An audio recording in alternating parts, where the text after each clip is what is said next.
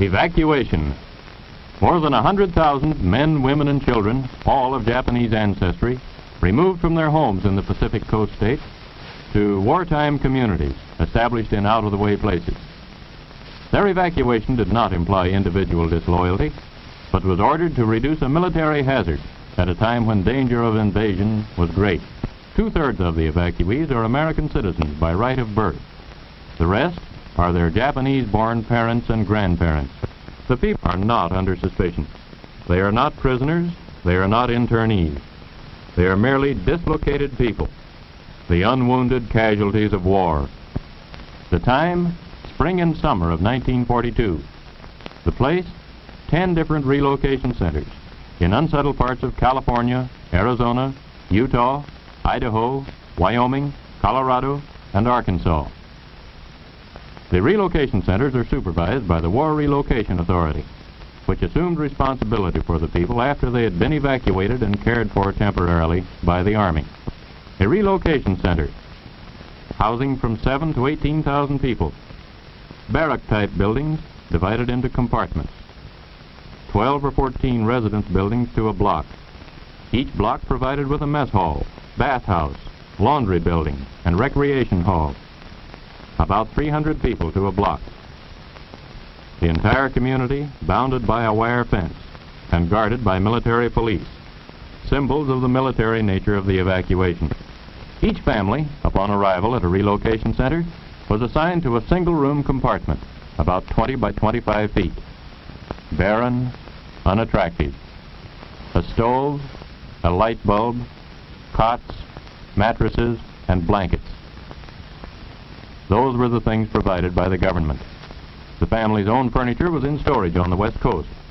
Scrap lumber, perhaps some wallboard, and a great deal of energy, curtains, pictures, drapes, depending on the family's own ingenuity and taste, helped to make the place livable. Some families built partitions to provide some privacy. Others took what they received and made the best of it. The 300 or so residents of each block eat in a mess hall, cafeteria style. Rough wooden tables with attached benches. The food is nourishing but simple. A maximum of 45 cents a day per person is allowed for food, and the actual cost is considerably less than this, for an increasing amount of the food is produced at the centers. A combination of Oriental dishes to meet the tastes of the Issei, born in Japan, and of American-type dishes to satisfy the Nisei, born in America. Lands that had never been occupied or farmed were chosen for most of the relocation centers. Most of the land was covered with desert growth, or with timber in the case of the Arkansas centers. It had to be cleared before farming could start. Then it had to be leveled, and irrigation ditches laid out, or rebuilt, in order that the people could produce a part of their own food. Then came the plowing and preparation of the soil and planting. A few of the centers had crops in 1942. In 1943, all of them. About half of the evacuated people were farm folk, skilled producers of vegetables, fruits, and other crops.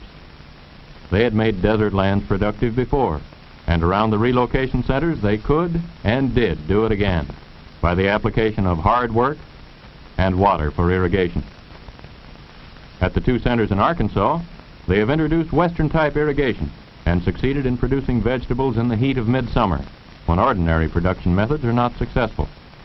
Tomatoes, peppers, cucumbers, corn, melons, and many other crops have been grown on land that a year or 2 years ago was unproductive. Food production is aimed at self-support for the relocation centers. It does not go onto the open market. From the fields, it goes to the center warehouse. From there, it may go to the kitchen, or it may...